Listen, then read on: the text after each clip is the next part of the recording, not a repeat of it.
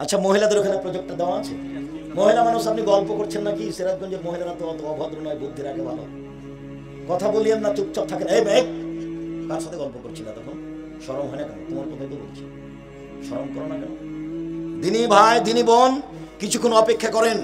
রাসূল সাল্লাল্লাহু আলাইহি সাল্লাম বলেন,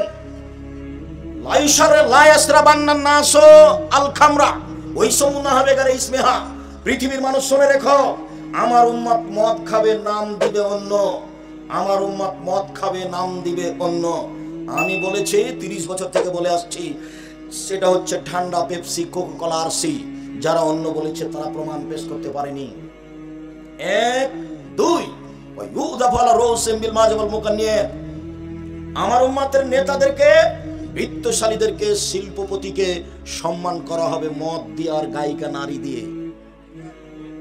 আমার উম্মতের বৃত্তশালী, শিল্পপতি, নেতাদের সম্মান করা হবে মদ দিয়ে আর গায়িকা নারী দিয়ে। 2 3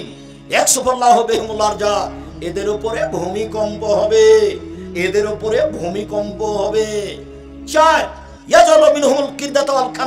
আল্লাহ এদের করে দিবেন সোর, আল্লাহ এদের করে দিবেন বানর, আল্লাহ এদের করে দিবেন সোর, আল্লাহ এদের করে দিবেন বানর, আল্লাহ এদের করে দিবেন সোর, আল্লাহ এদের করে দিবেন বানর। হাদিস বুখারী মুসলিম। বিবেচনা করেন দেখি, কি বিবেচনা করবেন? ইবনে আব্বাস রাদিয়াল্লাহু তাআলা আনহু বলেন, রাসূল সাল্লাল্লাহু আলাইহি সাল্লাম বলেছেন, লা ইউবাইয়াতান্না কওমুন মিন হাযিল উম্মাহ আল্লাহ তুমিনা শারাবিনা লাহাবিন।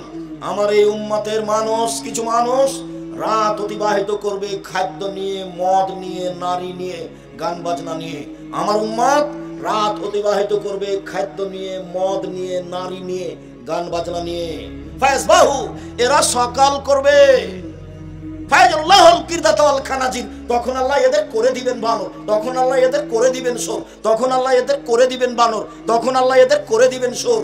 আনাস রাদিয়াল্লাহু তাআলা আনহু বলেন, রাসূল সাল্লাল্লাহু আলাইহি সাল্লাম বলেছেন, লা ইয়াকুনান্না ফি হাযিল উম্মাহ খাসফুন মাসখুন ওয়া কাসফুন। আমার উম্মতের উপরে 3টা বিপদ নেমে আসবে, 3টা পাপের কারণে। আমার উম্মতের উপরে 3টি বিপদ নেমে আসবে, 3টি পাপের কারণে। আমার উম্মতের উপরে 3টি বিপদ নেমে আসবে, 3টি পাপের কারণে। 1 ভূমিকম্প হবে, 2 আকার আকৃতি পরিবর্তন হবে। সন্ধ্যায় থাকবে মানুষ, সকালে হবে বানর, হুবাহু বানর। সন্ধ্যায় থাকবে মানুষ, সকালে হবে শুকুর, হুবাহু শুকুর। আমার উম্মতের উপর 3টি বিপদ নেমে আসবে। 3 সমস্যা বেড়ে যাবে। মসজিদে মারামারি, মাদ্রাসায় মারামারি, রাস্তাঘাটে মারামারি, জমির দাম 12 লাখ টাকা, রেস্টি খরচ 10 লাখ টাকা, সমস্যার উপরে সমস্যা। চতুর্দিক থেকে আমার উপরে সমস্যা নেমে আসবে 3টি পাপের কারণে। সমস্যা 1 ভূমিকম্প, সমস্যা 2 আকার আকৃতি পরিবর্তন, শুকুর ও বানর। সমস্যা 3 ঝামেলা নেমে আসবে, পাপ। এই যা শারিবুল খুমরা, যখন আমার উম্মত মদ খাবে তখন এমনটা হবে। 2 জাহারাতিল কায়নাত, যখন মেয়েরা নাচবে। সব মোবাইলে মেয়ে নাচে, প্রায় সব দোকানে মেয়ে নাচে, প্রায় সব বাড়িতে মেয়ে নাচে। মেয়েরা যখন নাচবে তখন তারা সকালে হবে সোর, সকালে হবে বানর। 3 জারাবুল মাজিদ, যখন বাদ্যযন্ত্র প্রকাশ পাবে। সব দোকানে বাজনা বাজে, সব মোবাইলে বাজনা বাজে, সব বাড়িতেই বাজনা বাজে প্রায়। 1 মদ খাবে, 2 মেয়েরা নাচবে, 3 বাদ্যযন্ত্র প্রকাশ পাবে। এ হলো পাপ। আর বিপদ মনে নাই মনে হয়? মুখস্থ থাকার কথা। আব্দুর রাজ্জাক সাহেব শুধু মুখস্থ নাই, এবার ঘুমের ঘরে বলতে পারি। হ্যাঁ, আমি সেটাই চাচ্ছি।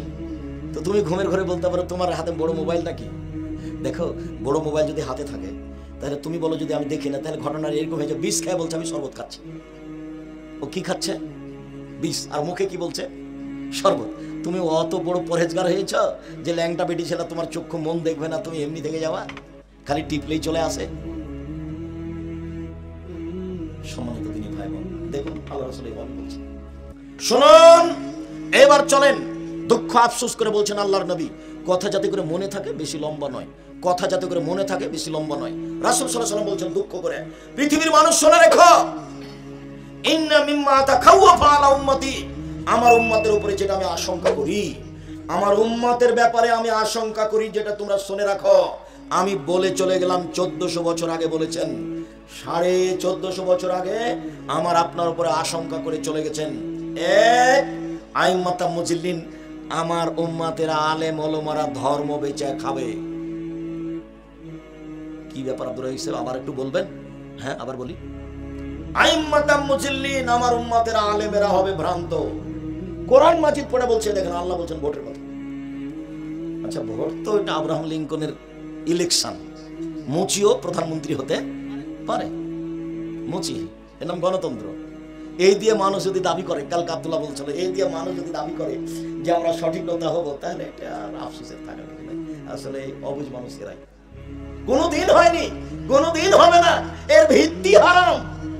এ দিয়ে ন্যায় প্রতিষ্ঠা হয় কি করে? ঈশব বলছেন জাতির সামনে পেশ করতে হবে জুলাইখাকে। আমি জুলাইখার স্বামীর অবর্তমানে বিশ্বাসঘাতকতা করিনি। বিশ্বাসঘাতক কোনোদিন নবী হতে পারে না। বিশ্বাসঘাতক কোনোদিন দেশের জনগণের নেতা হতে পারে না।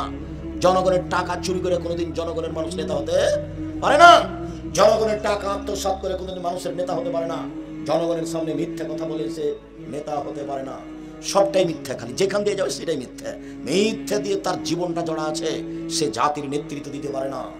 রাসূল সাল্লাল্লাহু আলাইহি ওয়াসাল্লাম বলছেন, শোনো, কেউ যদি মুনাফিক মিথ্যককে নেতা বলে, তাহলে সে আল্লাহকে খেপিয়ে তুললো, অসন্তুষ্ট করে দিল। কাকে অসন্তুষ্ট করে দিল? আল্লাহকে অসন্তুষ্ট করে দিল। তোমার কথায় আল্লাহ অসন্তুষ্ট হয়, আর তুমি এই কথা বলতে চাও? কোরআন মাজিদ খুলে দেখা, চেয়ে দেখেন আল্লাহ বলছেন মিলাদ করতে হবে। যদি উমর রাদিয়াল্লাহু আনহু আজকে বেঁচে থাকতেন, বাংলাদেশের শতকরা 95 জন বক্তা আজীবন জেল হতো। তো পড়াই জানানো নাকি নেতা? পড়াই শিখেনি, পড়াশোনায় জানে না, ও আমাকে ধর্মের প্রশিক্ষণ দিতে এসেছে। অবাক দুনিয়া, পড়তেই শিখেনি, ও আমাকে প্রশিক্ষণ দিতে এসেছে। ধর্ম কি জিনিস তার জানাই নাই। দিন শব্দের বিস্তারিত বিবরণ দিতে পারবে না। দিন, দাল দালিয়াজের দিন ও দিনুন, দাল ইয়া নুন, 3টা অক্ষর আছে, তার নাম হলো দিন। দেখিয়ে বিশ্লেষণ দেন তো কি জিনিস, ওকে বলবে যে তোমাকে প্রশিক্ষণ দিতে এসেছে ধর্মের নামে। আমার উম্মত ধর্ম বেচা খাবে, আমার উম্মত বিকৃত ধর্ম প্রচার করবে, আমার উম্মতের আলেমেরা হবে ভ্রান্ত, আমি আশঙ্কা করে গেলাম। 2, আমার উম্মত মূর্তি পূজা করবে। বিত্তশালীর বাড়িতে গেছি, মার ছবিকে সুন্দর করে একবার ভালো ভাঙিয়ে রেখেছে, তৈরি করে কাট দিয়ে, আমার আম্মাকে আমি ভালোবাসি, এই দেখেন আমার আম্মাকে আমি সবসময় পাশে রাখি। কি বলবেন তাকে? তখন আমি শোনালাম, তাহলে শোনেন। আমি একদিন ঢাকা শহরে এমপির কাছে গেছি কাজে, তো এমপি সাহেবকে বলছি, ভাইজান ছবিটা একটু সরিয়ে রাখেন, নিচে রাখেন, উল্টে রাখেন। তখন এমপি সাহেব বলছেন যে আমি খাঁটি আলে আছি। এমপি সাহেব কি বলছেন? আমি খাঁটি আলে আছি। তো আমি বললাম যে ভাইজান পাশে মূর্তি রেখে কি খাঁটি আলে আদি পাওয়া যায়? এই কোন কথা? খাঁটি আলে আছি। চট করে মাথায় আঘাত করছে। একটু আমি বলি, দিনাজপুরের শহরে প্রোগ্রামে গেছি, এক মৌলানা বসে আছেন ঘরে, আর চতুর্দিকে ছবি মূর্তি সাজানো আছে। তো আমি সালাম, আসসালামু আলাইকুম ভাইজান, ইন্না লিল্লাহি ওয়া ইন্না ইলাইহি রাজিউন, আপনি এই ঘরে? তো বলছে, আরে আপনি মুহাদ্দিস মানুষ, আমাকে কথা বলছে। তো আমি পাল্টা করে বলছি, এই চলো রিকশা কোথায়, আমি এখানে বসবো না, চলো চলো এখন গাড়ি ধরে রাস্তায় চলে যাবো। তো ওরা তাড়াহুড়া করে যে বাড়িতে ছবি মূর্তি নেই সেখানে নিয়ে গেল। নোয়াখালীতে এক বাড়িতে গেছি, মৌলানা সাহেব ঘরে বসে আছে, সেই ঘরে ভেন্টিলেটার সব ঘোড়া দেওয়া আছে। ভেন্টিলেটার বুঝেন আপনারা, সব ঘোড়া দেওয়া আছে। তা বললাম যে ভাইজান আমি তো ঘরে বসবো না। তো মৌলানা সাহেব বসে আছে, মৌলানা আবার খুব দামি মৌলানা আপনাদের, তো কি ব্যাপার, কি করতে হবে? সব ভেন্টিলেটার ভেঙে দিতে হবে। সব ভেঙে দিল। তখন আমি বসলাম, এই যে আপনাদের এখানে কোন বাড়ি থেকে কখন এসেছিলাম, এ আছে খাটে, খাটে এও আছে ময়ূর, দুই দিকে ময়ূর আছে। চিনা আমি এ ঘরে থাকবো না, এই খাটও থাকবো না, কি করতে হবে? ময়ূর কেটে দিতে হবে, তার নিয়ে যাই করে সব কেটে শেষ করি। ঠিক আছে, জীবনটা আমার এইভাবে গড়ানো আছে। কই কোনোদিন আমি পিছিয়ে পড়িনি, পিছিয়ে হওয়াটা লাগে না, আমি বুঝতে পারি না। যারা খুব বিত্তশালী তাকে আমি দেখি যে ও স্যান্ডেল নিয়ে বের হচ্ছে, আমার স্যান্ডেল নিয়ে বের হচ্ছে, যেটা আপনি স্বপ্নে ভাবতে পারবেন। আমার নিজের প্রয়োজন আমি কোনোদিন মানুষের কাছে চাইনি, আল্লাহ ওইভাবেই নিয়ে যাচ্ছে। দোয়ার একদিন যেন আল্লাহ জামিয়া সালাফে কবুল করেন। আমি বলেছি আমার ভুলের কারণে জামিয়া সালাফের ক্ষতি হয় না। যেন আমি যদি ভুল করে থাকি তাহলে আমি বুঝতে পারিনি, সেজন্য করেছি। এর জন্য তুমি জামিয়া সালাফের ক্ষতি করতে পারবা না। যদি আমার কোনো ত্রুটি থাকে আমি বুঝতে না পারি, তাহলে আমি বেতন নিয়ে এইটাতে তুমি আমাকে পার করে দেবো। আমি যদি বুঝতে না পারি আমার দ্বারা কিছু ক্ষতি হলে জামিয়া সালাফের, তাহলে তুমি আমার শ্রম দিয়ে আমাকে পার করে দিও। আমি নিজে শুনে সজ্ঞানে জেনে শুনে সব জ্ঞানে আমি জামিয়া সালাফের ক্ষতি করতে রাজি নই। সম্মানিত দিনী ভাই বোন, 3 আমার উম্মত হিন্দুদের সাথে মিশে যাবে। লোকটা ওর মাকে রেখে খুশি হচ্ছে, তো মূর্তি, ও ঘরেও তাহাজ্জুদ পড়ে, ওর মা ওখানে আছে। আমি বললাম যে দেখেন, কুসন্তান কে জানেন? যে বাপ মায়ের ছবিকে সুন্দর করে সাজিয়ে সম্মান করে, ও হলো কুসন্তান। সুসন্তানকে জানেন? সুসন্তান হলো বাপকে মাটি দিয়ে বাড়িতে এসে পাসপোর্ট সাইজের একটা ছবি ছিল হজ করার জন্য, ওইটাকে ছিঁড়িয়ে টুকরা টুকরা করে ফেলে কবরের পাশে গিয়ে হাত তুলে দোয়া করছে, এ হলো সুসন্তান। শুনুন, আমার উম্মত হিন্দুদের সাথে মিশে যাবে। 10-20 বছর আগে গান বাজনা কাদের বাড়িতে হতো গো? হিন্দুদের বাড়িতে। পাড়ার লোকেরা দৌড়িয়ে যেত তাদের গান বাজনা শুনতে। এখন তো আর যাওয়া লাগে না, আপনার বাড়িতে বেশ সুন্দর চলছে। আমার উম্মত হিন্দুদের সাথে মিশে যাবে। 1 ভ্রান্ত হুজুর, 2 মূর্তি পূজা, 3 হিন্দুদের সাথে মিশে যাবে। আলোচনার শেষে চলে আসছি। সম্মানিত দিনী ভাই বোন, আমার উম্মত ইহুদি খ্রিস্টান যা করেছে তাই করবে। আমার উম্মত ইহুদি খ্রিস্টানদের সাথে মিশে যাবে। পোশাক আশাকে, চুল ছাঁটাতে, জুতা স্যান্ডেলে, শিক্ষা প্রতিষ্ঠানে, খাতা কলমে, চাল চলনে, আচার আচরণে, খাওয়া পান করাতে, কথাবার্তাতে, সব জায়গাতেই হিন্দুদের সাথে মিশে যাবে। আমি চাচার সাথে, ছেলের চাচার সাথে বাড়িতে ঢুকছি লন্ডনে। এবার ছেলে বাড়ির ভিতর থেকে আসছে, চাচার ভাতিজাই সামনাসামনি দেখা। ভাতিজা বলছে গুড মর্নিং, চাচাও তাই বললো। এবার খেতে বসলাম যখন, তখন আমি বললাম ধর্ম বিক্রি করতে লন্ডনে আসিনি, আদর্শ বিক্রি করে খেতে লন্ডনে আসিনি। আমার আদর্শ দেখা হলে আসসালামু আলাইকুম। ছেলে বলবে আসসালামু আলাইকুম, বাপে কি বলবে? ওয়ালাইকুম আসসালাম। এই ছেলের দাদা হাফেজ, মসজিদের ইমামতি করার জন্য হাফেজ হিসেবে বাংলাদেশ লালমনিরহাট আপনার ওই কুড়িগ্রাম থেকে গেছিল, দিয়েছে কুড়িগ্রাম থেকে। ওখানে বাড়ি করে এখন আছে ছেলেরা 4-5টা, ওখানে এভাবে দিন কাটায়। এখন তার ছেলেরা এইভাবে দিন কাটাচ্ছে। আমার উম্মাত ইহুদি খ্রিস্টানের সাথে মিশে যাবে। 1 ডান হাতের বিঘত যেমন বাম হাতের সমান, সমান সমান মিশে যাবে। 2 ডান পায়ের জুতা যেমন বাম পায়ের সমান, সমান সমান মিশে যাবে। ওরা যা করবে আমার উম্মাত তাই করবে। বলতে বলতে ভাষাগত নিচে নামতে লাগলেন। নামতে নামতে বলছেন ইহুদি খ্রিস্টান যদি মায়ের সাথে জেনা করে থাকে, আমার উম্মাত মায়ের সাথে জেনা করবে। মুখের ভাষা। ওরা যদি মায়ের সাথে জেনা করে থাকে আমার উম্মাত করবে। তাহলে মাথার চুল এইভাবে আমার ছেলে ছাঁটতে ছিল কি বল? ওপরে চুল আছে, সব চাচা আছে, এটা কি? আমার ছেলেটা ছাঁটবে কেন? আজ না হয় দেখতে পাচ্ছি এদের 30 বছর আগে যখন বাংলাদেশের ছেলে মেয়ে বলছে আমার সোনার বাংলা, ওমা তোমার আকাশ, ওমা তোমার বাতাস। ঠাকুর তো বলছে ওমা তোমার আকাশ তোমার বাতাস। তা আমি বলছি তো তোর বাপের আকাশ। ঠাকুর তার গানে বলেছে ও কালিমা তোমার আকাশ, ও কালিমা তোমার বাতাস। ঠাকুর বাংলাদেশের শত্রু, ঠাকুর মুসলমানের শত্রু, ঠাকুর বাংলা ভাষার শত্রু, ঠাকুর ঢাকা বিশ্ববিদ্যালয়ের শত্রু, ঠাকুর জাতির শত্রু, ঠাকুর খ্রিস্টানদের সবচেয়ে বড় দালাল।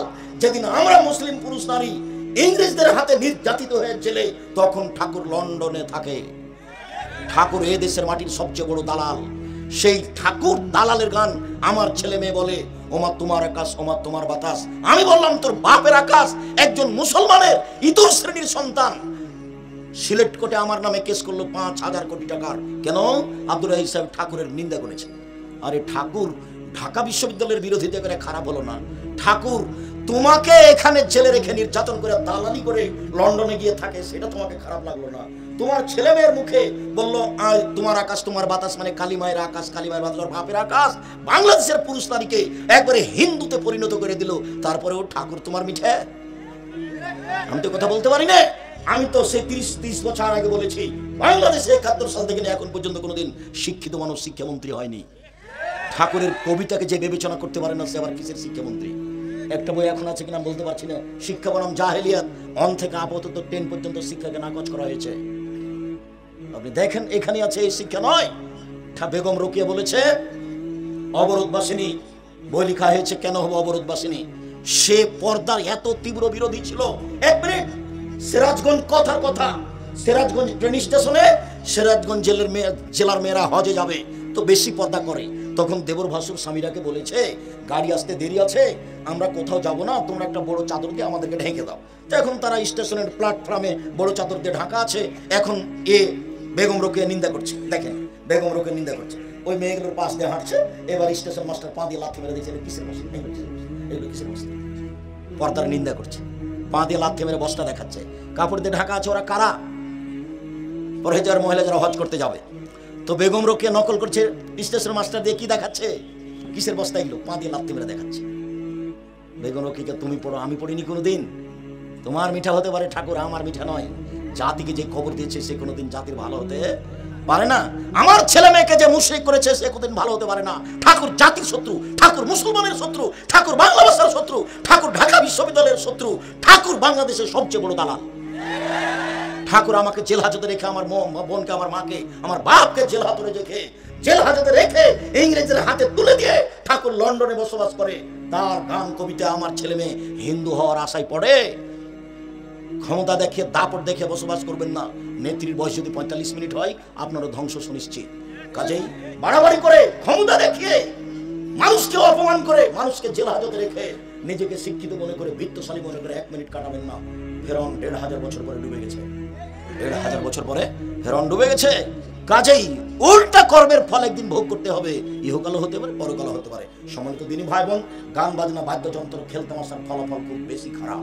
এমন কোন পাপ নাই দুনিয়াতে যেই পাপের শেষ ফলাফল বানর হওয়া, সোর হওয়া। 1 মিনিট কথার শেষে যাওয়ার পূর্বে সব বই পুস্তক নিয়ে যাবেন। আব্দুল্লাহর ওই ফিলিস্তিন নিয়ে বই আছে, ব্যতিক্রম বই।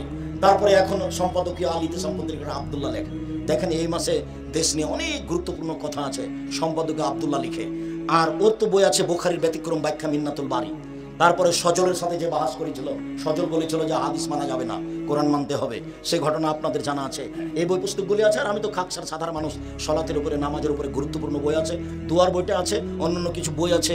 আব্দুল্লাহ রাম্মার ওইটা বই, কেন এই নির্যাতন কি তার প্রতিকার, কেন হবো অবরোধ বাসিনী, শিক্ষা বানাম জাহেলিয়াত, এগুলো আব্দুল্লাহ রাম্মার লেখা। আমার দিনী বোনদেরকে সকলকে পড়ার জন্য অনুরোধ জানাচ্ছি। সম্মানিত দিনী ভাই বোন, আমি আপনাদেরকে আলোচনার শেষে এসে অন্য একটা কথা বলতে চেয়েছিলাম, এখন দেখছি না। 4টা জিনিস মনে রাখবেন।